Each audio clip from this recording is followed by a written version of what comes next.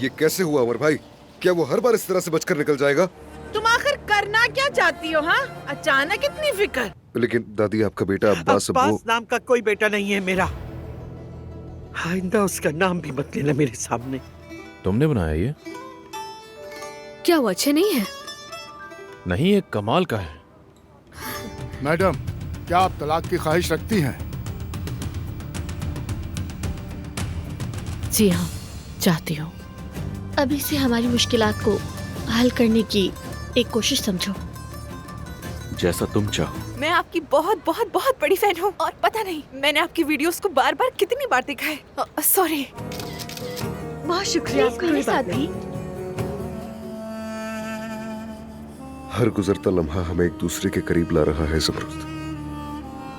दानिया ने अपनी बच्ची के लिए सब कुछ बर्दाश्त किया। अगर ज़मरुद अदनान से मोहब्बत करती तो बर्दाश्त करे। ये तो मेरा ख्वाब था और यही सच है, क्योंकि मैं तुम्हारे साथ बच्चा चाहता हूँ सुहा।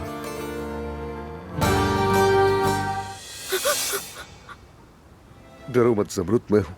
मेरे पास तुम्हारे लिए एक बहुत बड़ा सरप्राइज है। मना मत करना, मेरे साथ चलो। अदनान, तुम? आज मेरी दानिया से तलाक हो गई और अब मैं सिर्फ तुम्हारे साथ रहना चाहता हूँ।